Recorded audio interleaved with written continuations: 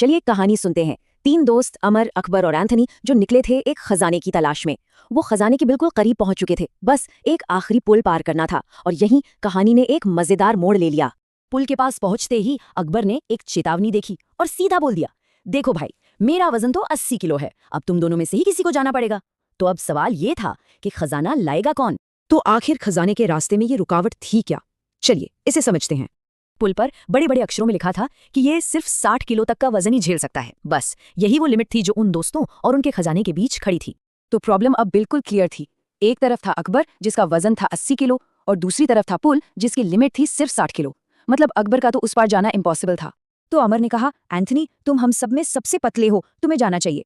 पर एंथनी ने साफ मना कर दिया। उसे डर था कि भाई अगर उसका वजन 60 किलो से जरा सा भी ज्यादा निकला तो पुल टूट जाएगा, और वो अपनी जान जोखिम में नहीं डालना चाहता था।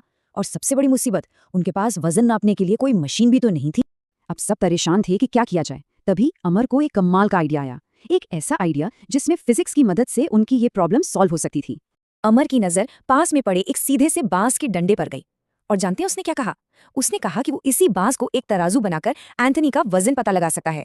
अब अमर का ये जो आइडिया था वो फिजिक्स के एक बहुत ही फंडामेंटल कॉन्सेप्ट पर बेस्ड था, सेंटर ऑफ मास। ये किसी भी चीज का वो एक पॉइंट होता है जहां हम मान सकते हैं कि उसका पूरा का पूरा मास या वजन वहीं पर कॉन्सेंट्रेटेड है। तो सवाल है, ये सेंटर ऑफ मास काम कैसे करता है?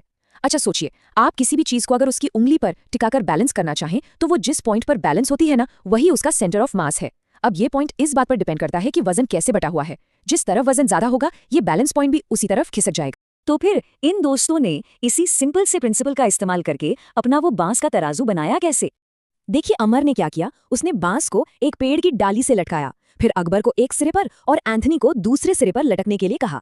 अब उसने बांस को उस पॉइंट तक एडजस्ट किया जहां वो बिल्कुल सीधा एकदम परफेक्टली बैलेंस हो गया। बस यही पॉइंट था उनका सेंटर ऑफ मास। इसके बाद उन्होंने बस उस बैलेंस पॉइंट से दोनों तरफ की दूरी नाप ली और ये रही उनकी फाइनल मेजरमेंट्स। अकबर का मास तो पता ही था, 80 किलो। बैलेंस पॉइंट से अकबर की दूरी निकली 7 यूनिट और एंथनी की दूरी थी 4 यूनिट। अब बस एक ही चीज पता करनी बाकी थी, एंथनी का वजन। और अब वो मोमेंट आ गया था जिसका सबको इंतजार था। क्या एंथनी का वजन 60 किलो से कम था या ज्यादा? चलिए देखते हैं कि कैलकुलेशन ने क्या फैसला सुनाया। सेंटर ऑफ मास का सिद्धांत बड़ा सिंपल है। जब कोई चीज बैलेंस होती है तो एक तरफ का वजन गुणा उसकी दूरी दूसरी तरफ के वजन गुणा उसकी दूरी के बराबर होता है। और इस हिसाब से जब उन्होंने कैलकुलेट किया तो एंथनी का वजन निकला एग्जैक्ट 60 किलो। अब एंथनी तो हैरान रह गया, ये क्या, ये तो ठीक 60 किलो आ गया। अब मैं कैसे जाऊं? तभी उसके दिमाग में एक और बात आई, अरे एक मिनट रुको, इस बांस के डंडे का अपना भी तो कुछ वजन होगा, है कि नहीं? और ये एक बहुत ही जरूरी सवाल था। अगर बांस का वजन भी इसमें जोड़ लिया जाए तो एंथनी का असली वजन 60 किलो से ज्यादा होगा या कम? इसी सवाल को मन में लिए एंथनी ने गहरी सांस ली और पुल पर अपना पहला कदम रख दिया।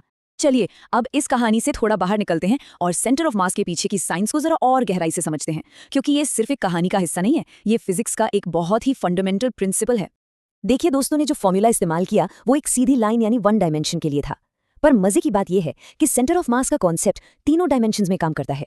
इसका मतलब ये हुआ कि किसी भी टेढ़ी मेढ़ी कॉम्प्लेक्स चीज का बैलेंस पॉइंट भी इसी तरीके से निकाला जा सकता है। सेंटर ऑफ मास की सबसे कमाल की बात पता है क्या है?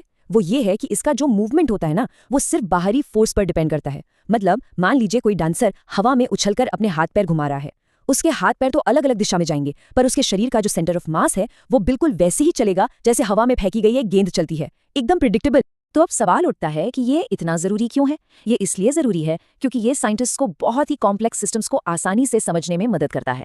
सोचिए, एक रॉकेट में हजारों पुर्जे होते हैं, सब हिल डुल रहे होते हैं, लेकिन पूरे रॉकेट का रास्ता कैसा होगा ये बस उसके सेंटर ऑफ मास के मोशन से पता लगाया जा सकता है। क्यों? क्योंकि अंदर की सारी ताकतें एक दूसरे को कैंसिल कर देती हैं। तो चलिए अब वापस अपनी उस पहेली पर आते हैं। क्या बांस का वजन एंथनी को असल में भारी बना रहा था या हल्का? और इसका जवाब है हल्का। सोचिए, क्योंकि अकबर भारी था, उसे बैलेंस करने के लिए बांस का ज्यादातर हिस्सा एंथनी की तरफ रखना पड़ा।